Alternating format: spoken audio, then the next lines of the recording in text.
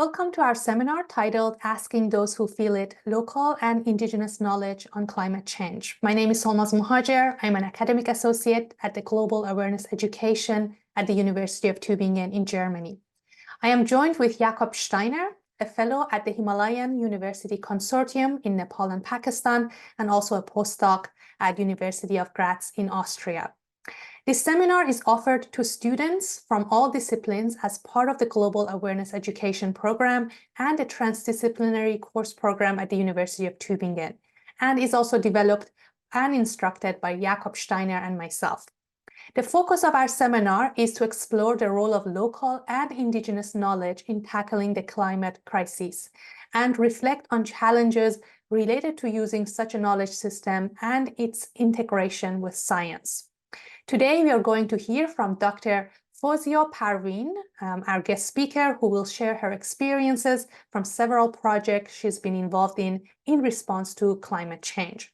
Now, I would like to invite my colleague, Jakob Steiner, to introduce our guest speaker. Fozia Parveen, who is an assistant professor at the Institute for Educational Development at the Aga Khan University in Karachi, in Pakistan, is going to talk to us today. Fozia is coming from originally from the very north in Pakistan, so she's really spanning the whole country, which is the laser pointer. So what I put in here, this is the border already to Afghanistan on the left and China on the right. While actually she's now based in the very south, which doesn't fit into the small inset, which is the biggest city in Pakistan, and is a professor there at, like I said, at Aga Khan University. She previously did her PhD at the University of Oxford in the UK, and has after that also had positions at LUMS at the university in Lahore. Her background is somehow similar to Judith, who you heard from yesterday, who has been working on WASH, so water and sanitation in Greenland. So water quality has also been a topic that and the environment in general that Fozia has worked on. But from what I know from her is that she's focusing very much on getting knowledge across to those who are actually teaching in different institutes across the country. And from what I understand from her social media, she actually just perhaps returned from the very north back to Karachi and is going to talk in another event in Karachi in 2 days, so has a very busy schedule. I'm grateful that you make time today, and the floor is yours. I'm looking forward to your talk and the discussion after.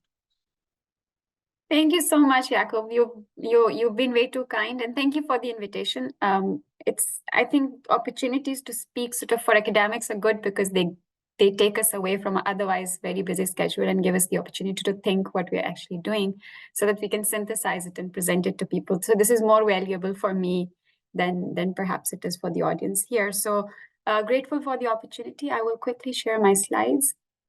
And just confirming, Solmaz, that I have 20 minutes for this. 20 minutes is fine, yes. Okay. Right, so I will present my slides, and the slides I've called it because, as Jakob mentioned, I am from the north, but I happen to be living in the very south of Pakistan. And you know, for people like us who are from extreme environments, but geographically constrained and under-resourced spaces, we always look for opportunities, and opportunities eventually take us to places like Oxford or AKU or LUMS, which are like some of the good universities in my country for that matter. Because if these opportunities were available for us in the mountains, perhaps we would not be going too far. So that's part of the reason why we're always hunting for opportunities, and that then decides what we do. So a lot of what I've done has less to do with where I'm from and more to do with, you know, what projects we eventually win. So I also want you to get a sense of a lot of this is in my control because I'm passionate about this and I've been in this area for as long as I remember. But a lot of it now is also being decided by the funding that we get. So we're very dependent on the funding agencies that buy one of the narratives that we pitch to them. We pitch thousands, but you know, only few manage to win. So part of what you will see today is the ideas that got us money so that we could do some work, some good work. I wouldn't say a lot of work because getting work done in Pakistan is also, I've realized, quite challenging. But we're doing the little that we can. And in most of my stories now, it's I try to present the little that we're doing, because for me, they're becoming more productive and more useful in terms of the audiences that I'm reaching out to now. So I will try and share this, what I call my personal and professional narrative. And before that, I'll quickly show you it. When people talk about the north of Pakistan, they generally show you the beauty, which perhaps you could see in the background in some of the pictures. But for us right now, with climate crisis right at our face, this is what summer and monsoon season looks like for us. For almost the past few monsoon seasons have been exactly the same. We've had a lot more landslides, we've had a lot of destructions, and you see one of the village being washed away. And that's a problem that we are facing. And I wanted to show this and then show you where I think we are placed in this. I was asked by a student magazine to write, how do they think climate change impacts people in the mountain communities? And I spent very little time, but I end up using it a lot in almost all of my talks on how do I think climate change impacts us or my families that are still practicing agriculture in the mountains. So what could climate change mean? It in some places could mean decline in temperature or rise in temperature. So that's actually quite true for mountain communities. Our summers are becoming warmer, we are receiving more precipitation, but then our winters are unpredictable. I wouldn't say they're cold. Sometimes they're too cold. Sometimes we do not receive a lot of snow. So this year has been one of those challenging years where everyone's worried because we haven't received any snow, or at least only one spell of snow. And then that means a lot of things. So some things, for example, if there's decline in temperature, then there's reduced melting. And if there's reduced melting, then during COVID, I got to spend some time in the village, and I realized that if there's less water, that means the sowing has to be delayed. And when the sowing has to be delayed, that sometimes means that cousins are unhappy with each other because one cousin wakes up early and takes all the water that is available in the channel. Now, that's something that as a scientist, I had no idea about, which is how do their social relationships impact because of a slight delay in the melting of water and so on.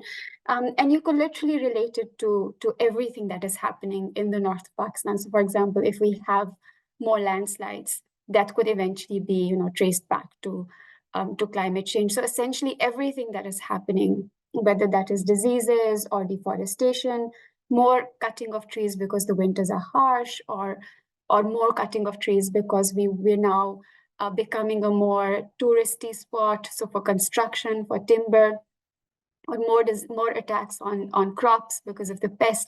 All of that eventually, I think, is related to how the climate is changing. And even though the communities have the best of knowledge, I feel that we're still very, very under-equipped in terms of how to respond. So all the community responses have been very ad hoc. So what used to happen, for example, in our grandparents' generation is that they weren't aware of any of the science. My grandparents haven't studied. They always lived in the village, but they kind of lived in harmony with nature. So what you would see for them is they planted a lot of trees, they built a lot of watersheds. They didn't know what watershed management was, but they built these channels, they planted a lot of trees. We had forests at the time that they were there. They knew how to manage our pastures. So there were seasonal migrations. So from the lowlands, they used to go to the highlands in summer, utilize that grass, then come back, grow in the main village and so on. So they kind of knew how they had to live, regardless of having literally no education or no training in how to survive in such harsh environments. And I feel that it all eventually is driven from survival. We live in geographically constrained spaces, which means that we know we have to survive. And somehow they crack the code without the science on how do you live in harmony with nature, but also how do you build away from those points of calamities? How do you make sure that you're then not impacted? How do you make sure that you're taking resources, but you're not putting any waste? So it was such a neutral life in terms of how they lived, but their lives were difficult. We're now modernizing. Roads came, a lot of progress happened, but that has a cost, and that cost we're kind of paying. And I hope that we'll have an opportunity to discuss this more, but I just wanted to give you a sense of how the older generations who without any climate science sort of knew how to live in harmony, and how us with all the modern equipped tools and weather stations and so much more monitoring, we still face more disasters because of the nature of the crisis that we have. So this is what climate change looks for us, but I also wanted to give you a perspective of it's not always nature. Sometimes it's us, and this is a classic example that I take in my classrooms, which is a hotel being built. And this is in Sawat, so this is slightly south of where I am from, and basically this person builds this hotel. This hotel has been destroyed for 3 times, if not more, the count that I remember. But he would still spend more money. In fact, I was told that the first time that he rebuilt, the community gave him the money. So sometimes, yes, it is nature, but sometimes it's also us. It's the people. It's us coming in the way of water instead of the water coming in our way. So that's also, I think, a perspective that I wanted to give you from a local sense of. There are problems with how we plan. There are problems with how we've planned our villages or cities, and we have sometimes built our villages close to landslide points or flood points, or sometimes in the waterbeds or the floodplains, and that then means that whenever there's a little more water, the hotel's basically washed away. And like I said, this hotel has been washed at least thrice since I know. And then he rebuilds it. He's actually very proud of rebuilding it. So perhaps there's some value economically in why he does it. But here, like I would say, it's not nature. It's perhaps us being stupid, I think. And then now I wanted to I hope that I'm doing it well, but I wanted to maneuver to a project that we did. And this is now in the very center and south of Pakistan. So we won a project where we had to look at a climate technology market in horticulture and livestock. And I had the opportunity to travel in 2 other provinces. One is Sindh, where I'm now based, and one is Balochistan, which is also another under-resourced province in Pakistan. And they're both towards the south of the country. And one chapter that I had to author, which I sent a draft of this to Jakob as well, I really struggled when I was asked to document indigenous practices, because indigenous practices are very simple. They have very simple tools, and yes, we should continue to do them, but use them. But for example, in my village now, all the abled bodies are outside. By abled bodies, I mean the more young, the more those who could work in the fields with those tools, using more physical power outside, which means the elderly.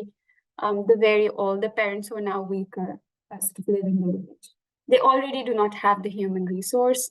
Initially, what used to happen is families used to come together. So 5 or 6 or 7 families would come together and use a sickle and cut the crop. But now, for those 2 people to expect to go with that simple tool is, I think, a little unrealistic, right? Because it's going to take them forever to just finish that one field or farm. So then when I was thinking about what could indigenous really mean, because I had to map indigenous practices, I initially had to build a rubric for it. And so I called it a climate smart key, where I asked myself, okay, what do I mean by climate smart? And then I said, if it's water smart, I'll call it climate smart. It can't be smart everything, but if it's at least smart, one of the things in the key, I will call it climate smart. So if it was pest smart and was stopping pests, if it was soil smart and was rejuvenating soil, if it was weather smart and giving us some sense of what the weather is going to look like, so weather stations, if it was waste smart and there was less waste being produced, and if it was input smart, which meant that there's less fossil fuel or less input or less fertilizer. So that's a key that I developed for the practices that I eventually shortlisted. And then I said that it's probably not possible to call everything indigenous. So then I put the very, like I said, the simple wooden tools that we use, which are very simple. I call them indigenous. And then things that we have sort of adapted, technology that we are localizing, I called it indigenized, because composting or Even biogas is not a local technology. At least I'm not aware that it is. But if we're localizing it, then I called it indigenized. And then once it's indigenized, I guess it becomes indigenous. And I think it's more important that we now indigenize more as well, because of course, as I said, for our grandparents, it was a matter of survival. But for us, there's now a lot of access to technology, to machinery, and advanced data, which means that we can do better, and we can be informed better, and we can have products on the shelf better. So that way, then I put some of the technology, which was related to, like I said, biogas, compost, telemetry, canal telemetry, sort of some advanced warning about what the weather is like, what the quality of water is like, if there's a pest attack. So all those smart gadgets that universities had built, I call them indigenized. And then the third thing that I decided to also add in this were the byproducts. Because by the design of it, our local products also then became byproducts, which meant that they had longer shelf life, and which meant that we produced indigenously, whether that was rugs or things that we used. Everything sort of was a byproduct of these practices, which meant that nothing was, we didn't buy anything from outside. So in the end, like, this is what I ended up reporting to in that chapter. Because it was not easy for me to just call these, using noise to, for example, make the locusts run away, because there's now an increase in temperature and locusts are migrating from Africa to the south of Pakistan, eventually even to the center. There was this one year which was disastrous for us in terms of locust attack on our crop, and absolutely compromised the budgets, because a lot of spray had to be done. We were sending helicopters everywhere to make sure that locusts are stopped from going, and that had to do with that increase in moisture in the atmosphere, but also in temperature. So everything's climate change, but then you sort of have to fit it into the definition of climate change, because if you go and ask a local, is this, they wouldn't be able to put that knowledge out there like the way I'm putting it. So I just wanted to give you a sense of where I stand in terms of the information I have locally, but also the information I'm now getting from the technology that I have access to. I'm not dismissing one for the other, but I'm also kind of thinking that, we are evolving, societies are evolving, and that could mean different things to different people. And in terms of narrative now, everyone's understanding that we have to move from insular thinking to systemic thinking, and people, of course, are part of it, but technology also has to be integrated into this, which then means that you are thinking beyond a product into the systems level, where, of course, the society and the technology also play a very key part in this. So design for nature is something that I think a lot of people are putting in. And I brought two examples, and both of them I admire very much, because they're people who've dedicated their life to the cause. One is Miss Yasmin Lari, who's an architect in Pakistan, and she basically has used local materials to train, the villagers who are always hit by floods in the plains of Sindh. So what she's done is use the very local material. She calls it the carbon neutral building, trains the local community on how to build this house, leaves everything with them, and then has built these whole villages that are apparently carbon neutral, which I felt was, I take this example to a lot of trainings and to my classrooms as well, just to tell people how simple the solutions are. Because I think right now everyone's thinking that solutions mean technology, solutions mean a lot of money, whereas in this case, you can see that solution actually means the very local, the very indigenous, and the very low cost, and therefore carbon neutral sort of. Another example that I take with me, and this is a progressive farmer who I've worked with when I was at LUMS. He calls his way of agriculture, again, I don't think it's indigenous, I think it's indigenized. So I'd put it in the indigenized way of agriculture, because a lot of organizations are already doing it, but he's called it Picnic for in Pakistan, and he has a lot of followers in Punjab, in Pakistan and Punjab in India. And the principles that he's basically worked on is how do you create bed and furrows. So in the bed, you then have space for root, you have space for biota, you have organic mulch, which maintains the temperature of the soil. allows for the bacteria and nitrogen fixation to happen. And then you have a very hard pan bed, so you're limiting the water, but you're also making it very, very efficient, and not, as he says, drowning the life, which is close to the root zone. And for that, what I really like is because it's at an interjunction between nature-based solutions. So all these principles are driven from nature. And then he needs, of course, technology for it. So what kind of technologies have they built? Now, there's a lot of debate on how their technology is not indigenous and so on. I'm not interested in that. I think I like the approach very much. So what he's done is, if, for example, you need a bed, there's a bed making machine that comes with it. So there's not only the solution, which is nature-centric, you also have a machine that's going to make that permanent bed for you. So they have sort of tested it on the ground in the fields that they have. Again, I have very little data on the success of that, but what is claimed is that you can, in this practice, is that we can allow for natural biota to revive. So this sort of nature-based solution or regenerative agriculture, or whatever you want to call it, climate-smart agriculture. I think the verbosity doesn't matter. What matters is the thought process, and I think that's very aligned with how and where we want to go. That yes, we want to go close to nature, but of course we would need some technology for it. So this is that one example that I take in terms of how they tested and tried and tested and tried and eventually mastered the art of nature-centric, as well as the technology that the farmers would need for it. And then, of course, I want to give you a sense of who I am and where I stand. Again, I will keep this slightly simple because I want to leave more time for discussions. So I started teaching at undergraduate universities in one of the good universities in Pakistan, and for simple things like types of plastic. The kids used to come to me and say, we didn't know there were that many types of plastic. And it just bothered me so much that, an adult is getting to know about the different types of plastic, and that this is like a very privileged elite strata of Pakistan that is saying that we do not know, we did not have access to that kind of information.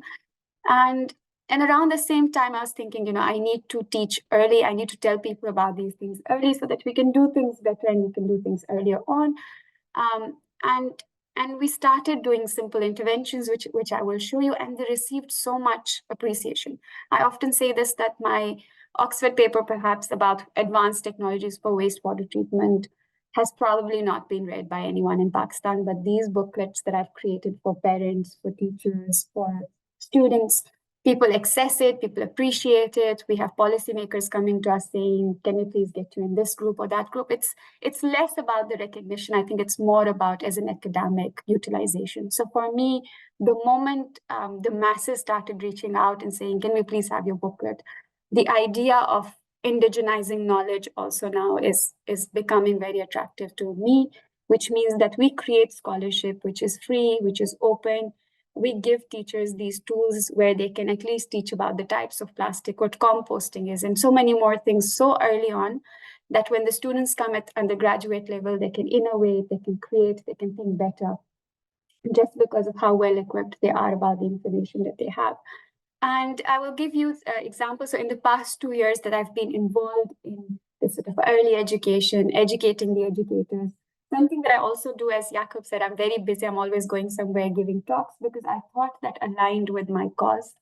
But I'm realizing now that perhaps it isn't. Perhaps I don't need to be in too many rooms, and I just need to be in the right rooms, because by teaching the educators, I go in several classrooms where the knowledge needs to happen instead of me being everywhere. And that was part of the motivation to come from a science school to an education school. So I educate the educators then educate their students, and we try to make sure that it's done sustainably. And then the second thing that I'm doing is that I'm now trying to engage more with long-term mentorship projects. So the training that I have for teachers in KP, it's a year-long fellowship where I will mentor them and they will mentor their students. And it will all happen in the life of the project instead of me training them and then saying, okay, thanks, bye, do whatever you can. But the project's over and I can't do anything more about it. So we try to be as ambitious with the goals of the project as possible and do as much with the money And we try to do it with people who are compassionate, because I know I drive on compassion. So I needed people who drive on compassion and motivation. And I think I have the right set of people for this new project that I'm doing, where 50 teachers from across one province will work with me for 1 year and will hopefully do some school action project relating to climate while they are being mentored by me. But that I will mentor them. I'll have no connection with their students. That's something that they will do themselves. And I hope that after that, they're motivated to do more. So quick examples of the free resources that we have created. We created a climate change environmental sustainability module, like 101 basic information for teachers. And then we created ready-made activities. And this came as an outcome of interacting with a lot of teachers, because they say, okay, now tell us what to do. They like ready-made things because they don't have the time, unfortunately, to do things themselves. So then we realized that we have, for me, this takes very little time. For them, perhaps it's a lot of work. So I decided to switch to this and spend some time on this. So this took us a while.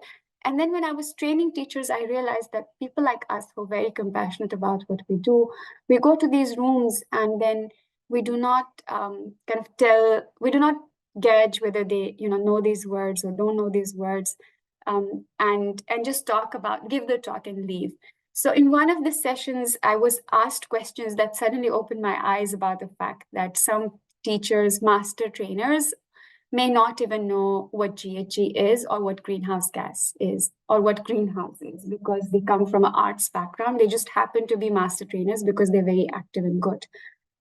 And that inspired us to create this dictionary of commonly used terms in classrooms, in talks of people like me.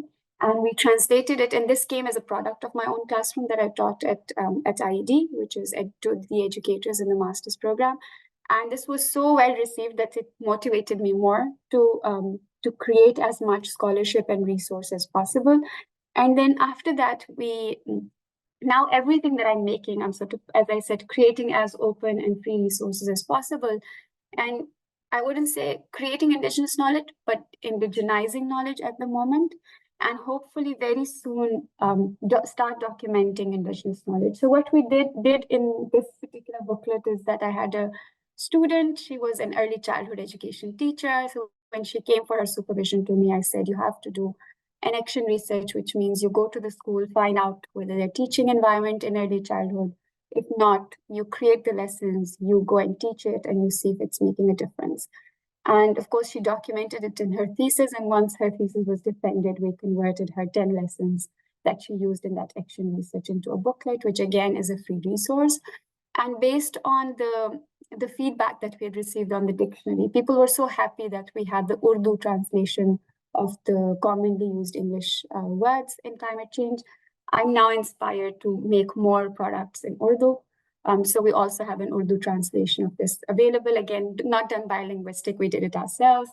But basically, that's it. I will kind of stop here and say that it's difficult to tell what indigenized, and the future is going to look like, because changes are happening and they're happening very erratically. And the response isn't, no matter how planned you are, eventually the responses may not be the entire solution. So for example, I always say, again, in the case of Sindh and Balochistan, we received 500% more and 700% more rain in 2022.